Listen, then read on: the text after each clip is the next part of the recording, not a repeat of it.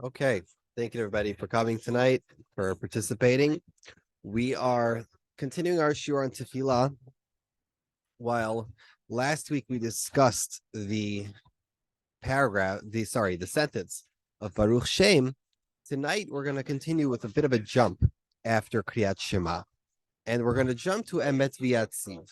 And as any Jew who prays would know, the Emet V'Yatziv after the paragraphs of Kriyat Shema are a prayer which, in a sense, affirm. They are an affirmation of the Kriyat Shema that we just read. We just read a declaration of faith. We just read an affirmation of faith.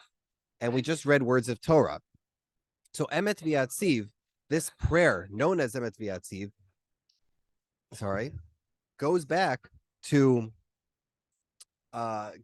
on the Kriyat Shema, and it says that these words are true and steadfast and correct and kayam and established. And the entire text speaks about how important these words are, how true and how eternal these words are, and how they've affected ourselves and they affected our forefathers. Now, as we looked at in the previous weeks, the pasuk ends Hashem Elokeichem, and the word emet, the Mishnah says in Brachot, is tied to Hashem Elokeichem, meaning that because Yirmiyah said Hashem Elokeichem emet, Hashem Elokim emet, so we mimic the prophet Yirmiyah, and we too say Hashem Elokeichem, and immediately afterwards we say Emet V'Yatziv. We put them together. We put this prayer right after Hashem Elokeichem. Now, the fact that the Mishnah says this, that the Mishnah talks about Emet V'Yatziv, is the first clue that we have that Emet V'Yatziv itself is exceedingly ancient, because Emet V'Yatziv as a prayer is mentioned in the Mishnah, and it's not only is it mentioned in Mishnah Brachot, it is also mentioned in the Mishnah in Tamid. It is one of the oldest prayers. And Svi just showed up. Emet V'Yatziv is one of the oldest tefillot that we know of by name. All the other tefillot that are mentioned in Shas, many of them are mentioned by a nickname, or they're mentioned indirectly, or they're pieces of prayer like Kriyat Shema or Kriyat Torah, which don't need a specific name. But Emet V'Yatziv itself, as a prayer, is one of, if not the earliest prayer that we know by its name. So let's begin with, I'm just going to show you a few Mishnayot and a few Gemarot. So, for example, we have the Mishnah Tamid. This Parakeh, Mishnah Aleph, we've seen this many times before, that the Kohanim would gather in the Lishkat HaGazit, in the Chamber of Hewn Stone, which is basically like an ad hoc synagogue inside the Beit HaMikdash. And he would say, Baruchu bracha achat ve'hein baruchu, say the first bracha of Kriyat Shema, and they would say the bracha, Karu aseret dvarim, Shema v'hayam shamoa v'yomer. Fine. Berechotam shalosh brachot, they would say the three brachot, and the Mishnah and the Gemara is discuss what that is. I'm going to allow him in. And then finally, Emet V'Yatziv, V'Avodah, and Birkat Kohanim. So they say Emet V'Yatziv, Ritzei, Avodah is what we call Ritzei, and Birkat Kohanim. As you can see, even Ritzei is not called by its name. It's called the Avodah. It has a different name in that time. But Emet V'Yatziv is this ancient prayer which we know of even in that time by that name. Okay. Now, the Yerushalmi also, let me go through a few Gemarot just to hammer home the importance of Emet V'Yatziv in their times. First of all, we have the Gemara Brachot Chaf Aleph Amud Aleph. The Gemara over there brings a minority opinion, but in the terms of the minority opinion, he actually claims that Emet V'Yatziv is a Doraita, meaning this Amora goes so far as to call Emet V'Yatziv a Torah obligation. In what context? Amar Yehuda. Yehuda holds, this is one Amora, he holds that Kriya Shema is not a Chiyuv Doraisa at all. Contrary to everybody else, he actually holds like a Tana a few dafim earlier. He holds Kriya Shema is a Drabanan. Safek lo kara, safek lo kara, ein chozer v'korei. Wow. Person who has a Safek, if he read Kriya Shema or not, he doesn't have to repeat it. Crazy. But that's Rav Yehuda's opinion. Safek amar Emet V'Yatziv, safek lo amar. But if he doesn't know if he said Emet V'Yatziv or not, chozer v'omer Emet V'Yatziv. My taima Kriyat Shema Drabanan, Emet V'Yatziv Doraita. Because he believes Emet V'Yatziv is a Doraita since it contains in it the mention of Yetziat Mitzrayim. Now, this is one of those interesting parts about Emet V'Yatziv, and that is that because it's a long prayer, it actually has more than one name. We saw that Ritzei is also called Avodah. Emet V'Yatziv is sometimes also called Geulah, because at the end of Emet V'Yatziv, there's a prayer that talks about the Geulat Mitzrayim and the Geulah Lati Lavo. And therefore, the prayer itself gets that extra name because of the topic of Yetziat Mitzrayim in it. And over here already, you can see the Gemara gives it a tremendous importance to the placement of Geula inside Emet V'Yatziv, or at least Geulat Mitzrayim. Now, let me show you one more Gemara. Amar Rabba B'Chanina, Saba Mishvid Rav, Kol Shalom Amer, Shalom Amar Emet V'Yatziv Shachit Ve'Emet Ve'Emunah Arvit Lo Yatzai Yedei Chavato. He doesn't fulfill his obligation, whatever that means. Shenemar Lahagid B'Boker Chastecha V'Amrotecha B'Leilot. That in the morning we speak of God's kindness to us, right? That's Emet V'Yatziv, which speaks about Hashem's kindness to us. And then at night, Emunah, we say Emet Ve'Emunah at night. With its sister prayer, which is Emet V'Emunah. Let's look at Rashi together. Shenemar Lagid B'Boker Chastecha. I'm sorry, let me say that again. Kol mi shelo amar berkat Emet V'Yatziv, says Rashi. Whoever doesn't say Emet V'Yatziv k'mo shetiknuha, as the Chachamim instructed us, meaning with everything appropriately. V'chein Emet V'Emunah ba'arvit lo yatsa. Shenemar Lagid B'Boker Chastecha, says Rashi. Ubirkat Emet V'Yatziv kula al chesed shasem avotenu. The whole bracha talks about Hashem's kindness with our forefathers. He showed Tziyami Mitzrayim Bakala Metayim Vaviram. That's that he took him out of Egypt and he split the sea for them and he passed them through. Uberkat Emunah, Emet V'Emunah midaber ba'afal atidot shenu mesapim shekayim lanu havtachato v'emunato legalenu miyad melachim miyad aritzim ulesum nafshenu b'chaim ladechenu b'mot avenu kol elah hanisim tadirim tamid. Beautiful. Now, let me go. I'm sorry, I have to move all the way over here. So one more Gemara I want to show with you is the Yerushalmi. The Yerushalmi Brachot gives us the first clues for what is the content of Emet V'Yatziv. And part of the clues of this Yerushalmi is that it might tell us that there was a time of development of Emet V'Yatziv in the time of the Amoraim, where not everybody said every aspect or every detail of Emet V'Yatziv. Tani. Let's read this Braita. Hakorei et Shema b'boker tzarich laskir Yetziat Mitzrayim Emet V'Yatziv. Rebbe Omer tzarich laskir b'malchut. We also have to talk about malchut of Hashem, which we do. By the way, that's the halacha. At the end, we talk about malchut charo b'nech alayam. Acherim omrim. Others say that's usually your mayor. Tzarich laskir ba kriyat yam suf u'makat b'chorim. We have to talk about both Kriyat Yamsuf and Kriyat Yamsuf and the plague of the firstborn, which we also do. We follow this halacha. Rishu ben Levi Omer tzarich laskir kulam v'tzarich lomar tzur yisrael v'agalo.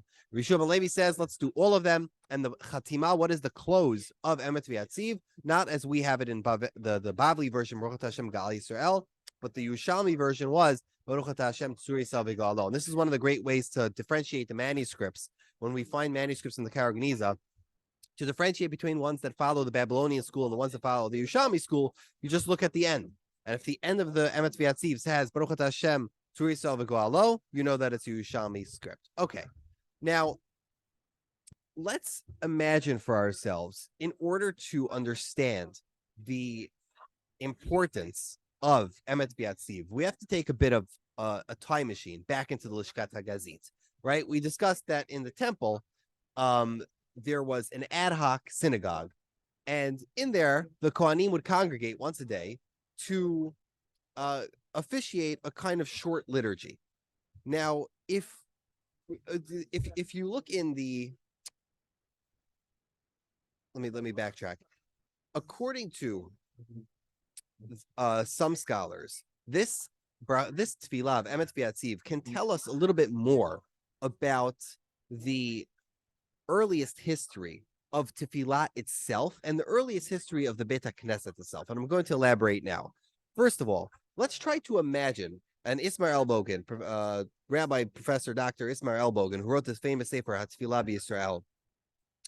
He asks us to imagine what was the earliest form of communal worship before Rabbi Gamliel B'Yavne. Now, before Rabbi Gamliel came in Yavne and said, okay, this is the Shemoneh Esrei and everybody has to daven 3 times a day. What did communal worship look like? We do know that synagogues existed and public assemblies of prayer existed before Rabbi Gamliel and Yavne. That's for sure. Rabbi Gamliel and Yavne was only like in the year 125, I believe, and the Beis Hamikdash was destroyed in the year 70. We know that communal liturgy existed, but what would have communal worship looked like in that time? We don't know much about the synagogues in that time, and some even believe that the synagogues in that time were not synagogues at all, that the synagogues in that time were actually town halls. They weren't let me show you what I'm talking about. There's a raging debate among archaeologists and among all chachamim of all type, let's put it that way, regarding what exactly is what exactly is the earliest history of the shul and what is the earliest history of Jewish communal worship. So we don't know much about shuls in the time of the Beis Hamikdash. And one of the biggest areas of debate is, well, what came first? Did the Beis Hamikdash come first and then shuls were a copy of the Beis Hamikdash?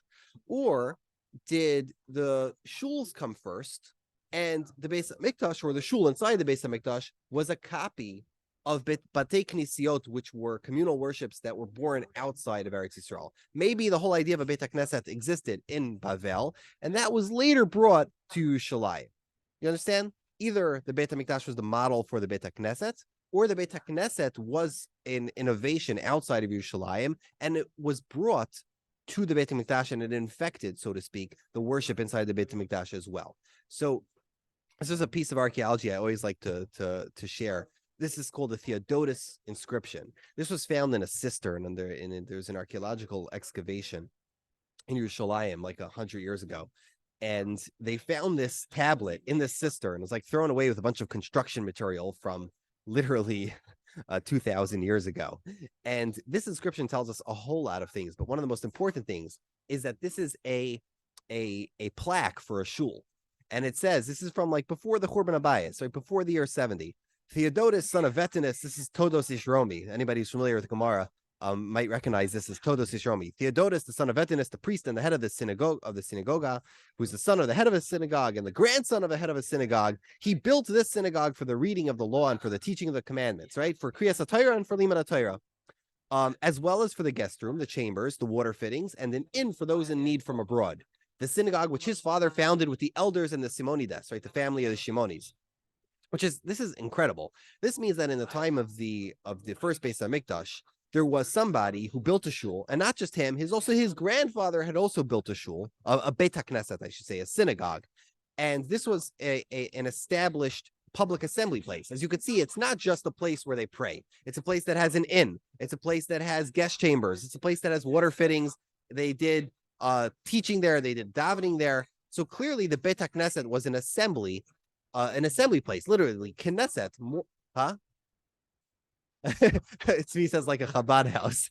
That was an assembly place for Jewish people. Actually, in one archaeological record, they found that some of the heads, the Nesiim of the synagogues, were women in Yerushalayim, not just men, and that would lead us to believe that the synagogue was more, in those times, was more of a town hall than it was a Beit HaKnesset. And eventually, because communal liturgy and communal worship occurred there so often, therefore, it developed into the Beit HaKnesset and became more of a liturgical function. Now, he asks us to imagine, he asks us to imagine, when would the liturgy end? If Shemoneh Esrei was not yet institutionalized, right? And you didn't have to say the Shemoneh Esrei every day. So what would communal liturgy look like? People would come together if they wanted to daven together, right? They don't have a takon of tefillah, but they want to daven together. What would they do? They would probably do Kriya Shema together because that's a deraisa. So let's imagine, and this is again a little bit of speculation, that they would do the brachos, they would do Kriya Shema, and then they would finish after the Kriya Shema, they would do Emet V'Yatziv, right? So that means Emet V'Yatziv or Emet V'Yatziv is the end of davening. That's a fascinating thing, right? Emet V'Yatziv would have been the end of communal liturgy at the time. But he doesn't just conjecture this. There's actually evidence for this. And let me show you this Tosefta here. Let me look at the Tosefta first. Says the Tosefta, Tefilah zubakasha. Ein oimrim dvarim acher emes v'yatziv. One does not say words or some sort of prayer after emes v'yatziv. Aval oimrim dvarim acher tefilah. But you could say words after tefilah. Afilu keseder vidoi shel Yom Kippurim. Even if it's as long as the seder vidoi of Yom Kippur. Let's see the Gemara in Brachos, which elaborates on this. Tefilah rina zu bakasha ein oimer dvar bakasha acher emes v'yatziv. So this is telling us that if you're going to say tachanunim, right, like we say tachanun today, do not do it after emes v'yatziv. You're not allowed to do that, but you can do tachanunim after Shemoneh Esrei. Who and why in the world would be saying tachanun after emes v'yatziv? That doesn't make any sense. Why would you be doing personal petitions or personal tachanunim? What's it called? Supplications of mercy to God after emes v'yatziv? It only makes sense that you would be doing that if emes v'yatziv was the end of communal worship. If emes v'yatziv was the end of davening, and then everybody's done davening together, then people would sit on the floor individually, and they would say their own tachanunim, they would say their own tefillot bakasha, because the Shemoneh Esrei was not yet institutionalized. He sees in this brisa, in this Tosefta, evidence that there were still people in the time of the Tanoim, in the time of the early Amoraim, there were still people who had a minhag to say tachanunim after Emet V'Yatziv, because they were hearkening back to they were still using the old liturgy. They were still copying the old liturgy where people would finish the communal worship, the Tefilah B'Tzibur. They'd finish Tefilah B'Tzibur with Emet V'Yatziv, and then they would do their own personal prayers. When Rav Gamliel B'Yavna showed up and he says you have to do Shemoneh Esrei after Emet V'Yatziv, then you have to do Kriya Shema, right? Geula, directly Tefilah, and then you're allowed to do tachanunim. So we see in this brisa an evidence that emes v'yatziv is a emes v'yatziv it might be evidence for the oldest form of Tefilah B'Tzibur, and the minhagim that came after it are also a relic of the earliest time and the earliest communal Tefilah B'Tzibur in the synagogues. Now, I should point out that it was Professor Shaul Lieberman who was famous for being the only Orthodox rabbi in the Jewish Theological Seminary. He wrote something called the Tosefta Kipshuta. This is a tremendous. He was a genius beyond geniuses, and this is a tremendous work where he edited and gave a commentary on the Tosefta. This has done worlds of work. This has done worlds of good for the Torah community. The Tosefta Kipshuta cannot be overstated how important Tosefta Kipshuta is. Regardless, in his commentary in Tosefta Kipshuta, he points out that he believes that Dvarim doesn't mean bakashas. He believes that Dvarim means praise, which might be an interesting way to learn the Tosefta, but it doesn't really answer for the Gemara, because the Gemara still says that they would say bakashot after Emet V'Yatziv. But his belief is the word Dvarim means praise, and you wouldn't be able to learn this raya. But okay, be that as it may, that was his opinion. Now, let's move a little bit further about to discuss yet another view.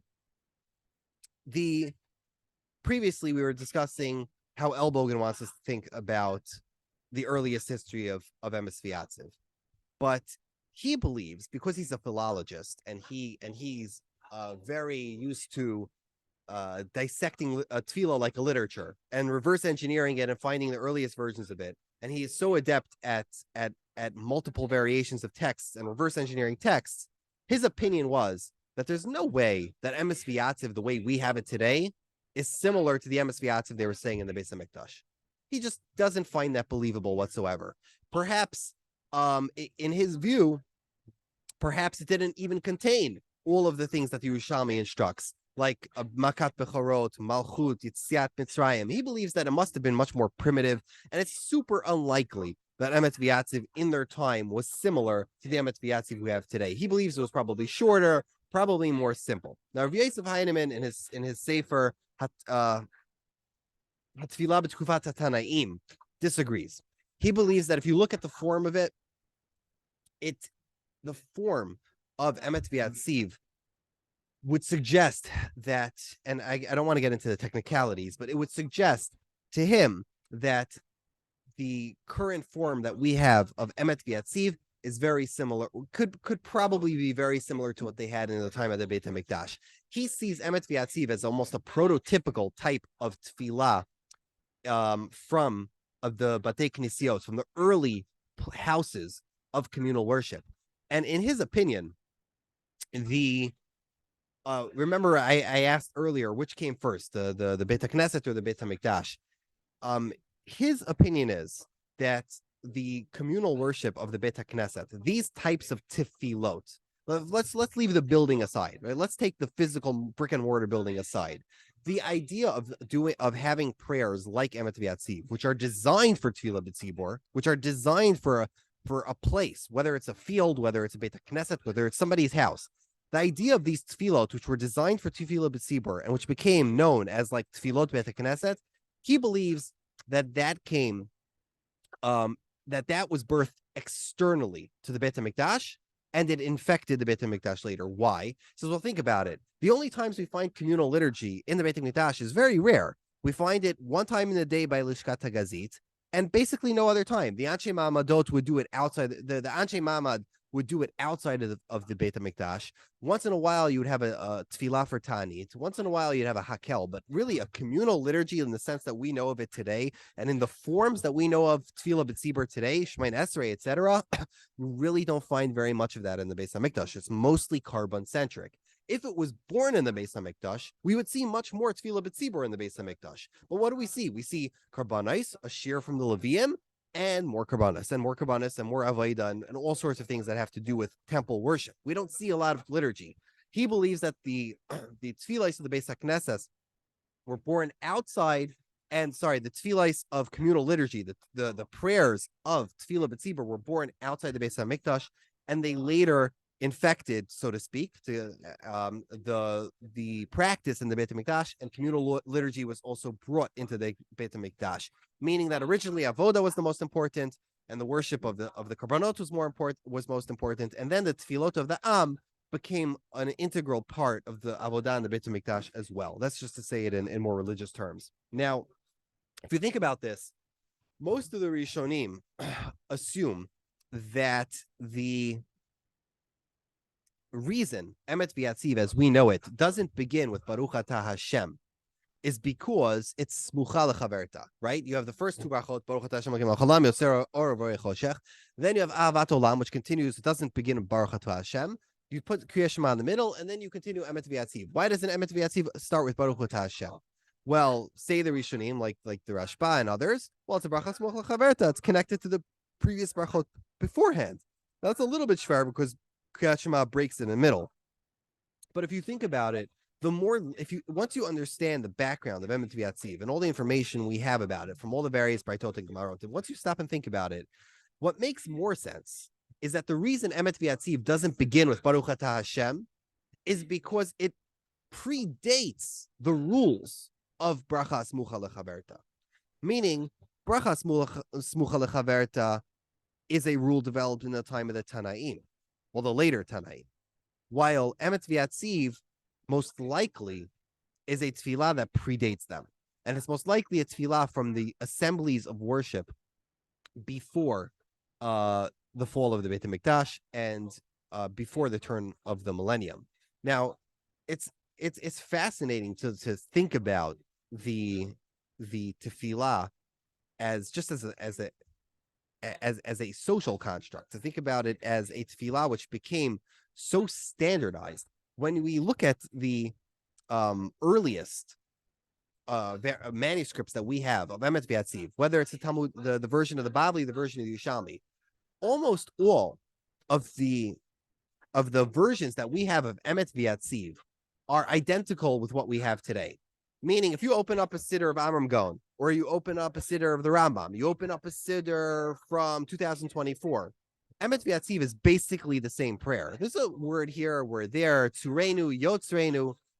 You can put extra vav, minus a vav, one extra affirmation, like you would add V'Naim, not put in V'Naim. There's 16, 15, 18, a bunch of different variations. But by and large, it's the exact same prayer. And just the finding this synchrony between all of the various versions of Emet V'Yatziv really is a great testament to its antiquity and showing us and the parallels.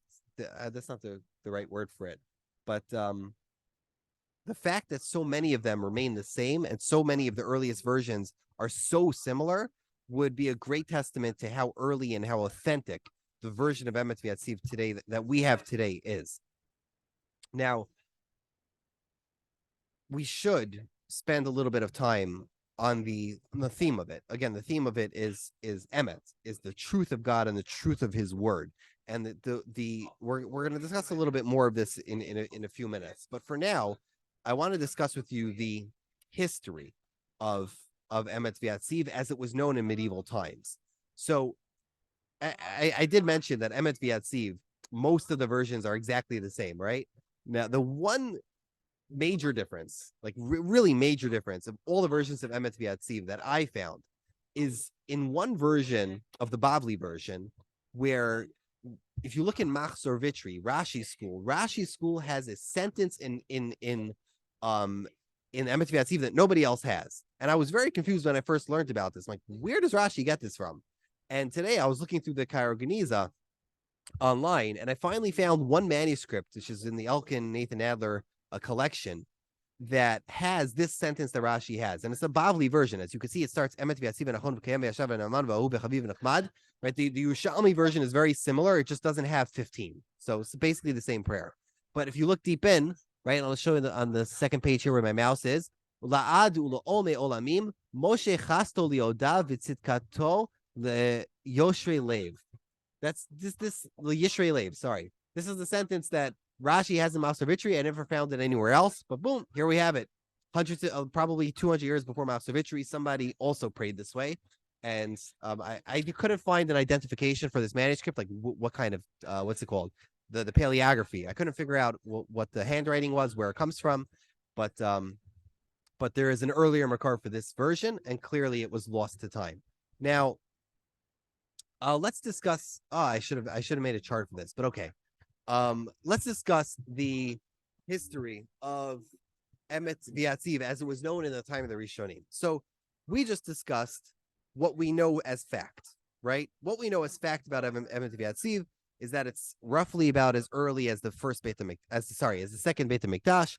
The Tosefta speaks about it, and we know that it probably predates the first millennium. So it's a very ancient prayer, and so far what we know as a fact is that this kind of prayer, which is a way of ending Kriya Shema with your entire tzibur that's with you. So it's a way that the Chazan and the entire tzibur can affirm what they just read.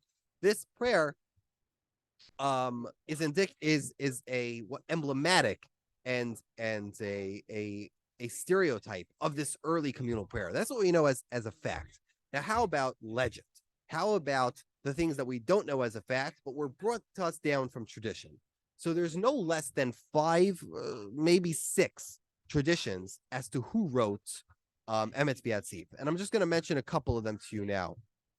Number one, if you look in the Rokeach simply asserts that Emet V'Yatziv was written by the Anshe Knesset HaGedola. The Anshe Knesset HaGedola, meaning at the tail end of the era of the first Beit HaMikdash, right before they built the second Beit HaMikdash, in the time of Ezra Sofer, they composed this in Bavel. He just says this without any comment. The next theory, or the next legend, is one that's brought in the Rokeach as well as in the Pardes, which is a very interesting story. The story basically is that it's a few hundred years later than the Anshe Knesset HaGedola. Rabbi Gamliel in Yavne assembled the Chachamim in Yavne to institutionalize Shmona Esrei, and to institutionalize Tefilah. After he did that, they sent this as a proclamation to the to the communities around the world, especially Bavel. And then what happened was with this that there was a correspondence. The community in Bavel replied with the Tefilah, with 18 askaros, the 18 mentions of Hashem, just like in the Chachamim in Yavne created the 18 brachas of Shemona Esrei. They replied, they said, good idea, but you should also add these 18 askares of Baruch Hashem La'ilam Amen V'Amen by Arvit. And in reply to that letter of Bavel, the Chachamim in Eretz Yisrael replied with the 18 affirmations of Emet V'Yatziv. Fascinating thing. Okay, they reply with this. They reply. In other words, they were writing tefillot and sending them to each other as kind of a correspondence, for the development of tefillah. And it was like a ping pong. You develop this prayer, we develop that prayer. The next legend is the Chassidei Ashkenaz bring this. They also bring this from the Rekeach, but we only have it in like in the tshuva from the Rekeach, where he says that at some point, they don't give a date for this, there was a plague where 100 people died every day. Just like in the time of David HaMelech, where 100 people were dying a day, we have this medrash, and he instituted mea brachos, you should say 100 brachos. So too, what happened is that the people in Bavel asked the people in the Rabbanim in Eretz Yisrael, why are we having this plague? And they said, well, you're having this plague. 100 people are dying every day because you weren't makabel mea brachas. They said, are you makabel mea brachas? They said, yes. And they replied, instead of saying the word yes, they were very ornate. They said, Emet V'Yatziv V'Nachon V'Kayam V'Yashar. And they replied with this whole tefillah, which says, yes, of course, yes, yes, yes, yes, we will. Okay, that's a very interesting legend, but it's brought in a couple of places in the Rishonim. Another legend we have is, and again, I'm calling them legends because they cannot all be true. The fourth one is even funnier. The Seder Hayom in the 16th century heard that the community of Tula, which is probably Toledo, they claim that they were in Spain since the time of Ezra. And they have this very interesting story. Ezra HaSofer, as is well known, tried to bring all the people from the four corners of the earth back to Eretz Yisrael to rebuild the second Beis Hamikdash. And a lot of Jews in Bavel and in Egypt and other places refused. They didn't want to come back. They for all various different reasons, different political reasons, different personal, moral reasons. People had opinions. They didn't want to come back. They're like, that's it. First Beis Hamikdash is done. Our temple is done. We're not rebuilding it. It's not worth it. It's never going to be the same. There's no Kedusha. There's no Shechina. People didn't want to come back.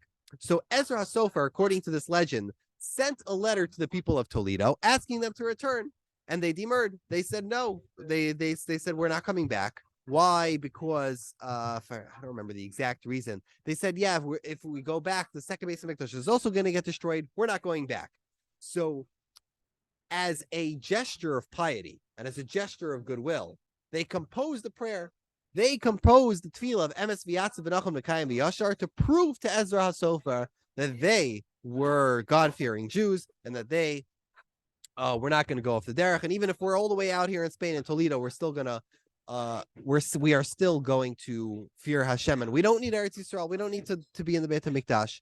Okay, that's legend number 4. Legend number 5.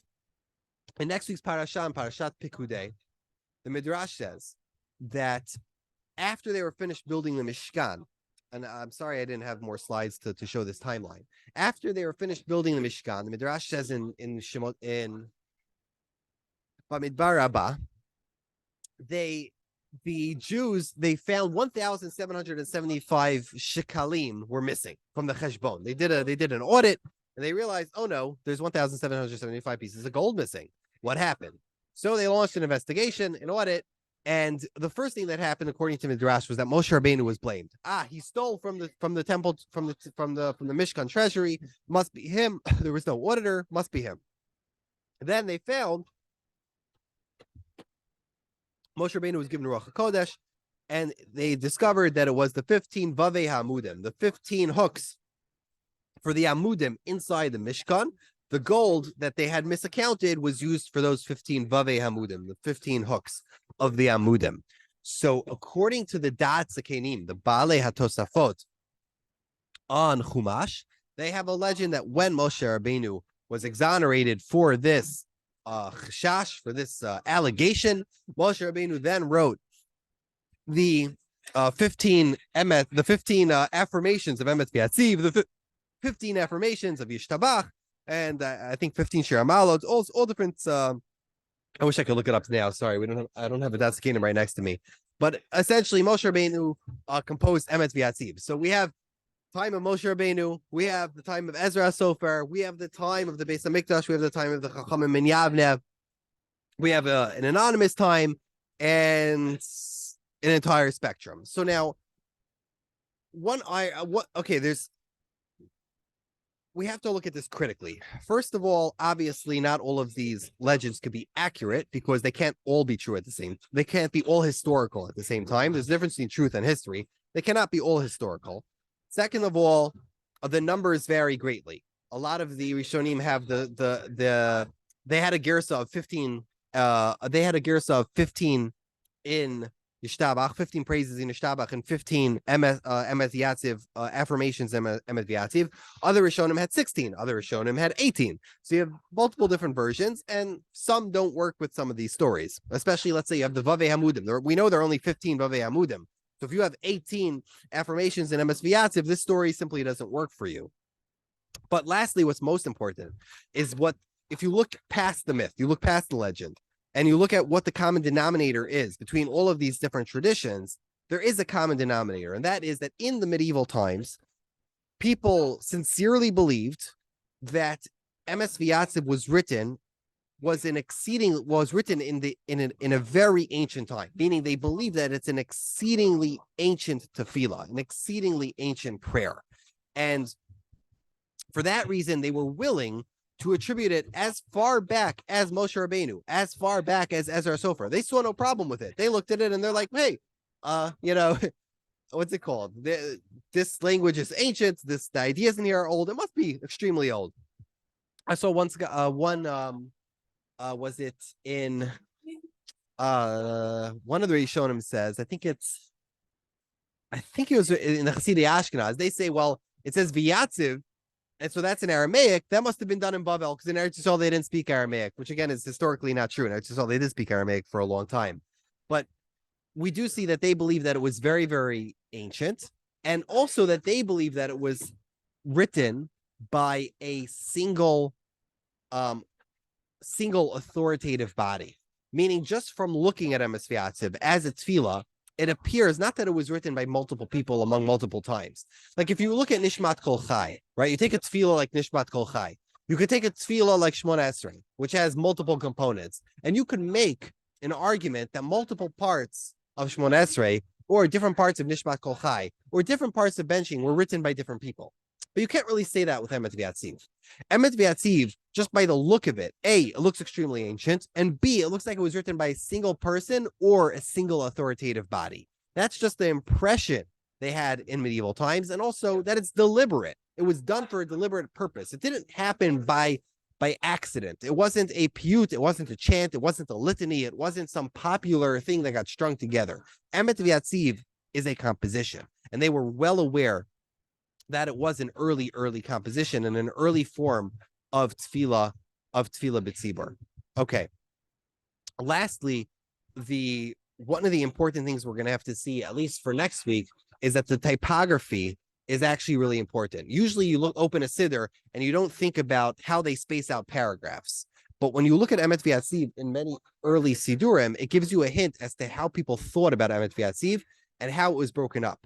If you look in a standard siddur, it says Emet V'Yatziv all the way until Eset Avotenu, and those are 2 paragraphs. But if you look at a Temani siddur, just as an example, they split all the paragraphs beginning with the word Emet, meaning that there are sections in it beginning with the word Emet, and Eset Avotenu is not a beginning of a paragraph, meaning that they saw it as a prayer of 5 or 8 Emets, not as a prayer of Emet and Geula. They didn't split it that way. For them, it was Ozer Avotenu, or it was just a continuation of Emet V'Yatziv itself, and the latter part of Emet V'Yatziv was not considered to them separate at all. And most importantly, we're going to see next week that the second half of Emet V'Yatziv, which is what we call today as a Avotenu, was subject to the most change. Because it had the most content, it spoke about Kriyat Yam Suf, it spoke about Makat Bechorot. There was a lot of poetic additions to Ezrat Avotenu, and therefore it actually has a lot more color than the change and a lot more variation than the change in Emet V'Yatziv. And Bezrat Hashem will elaborate a little bit more next week. They're about to start Avit, so I'm going to pause the recording now.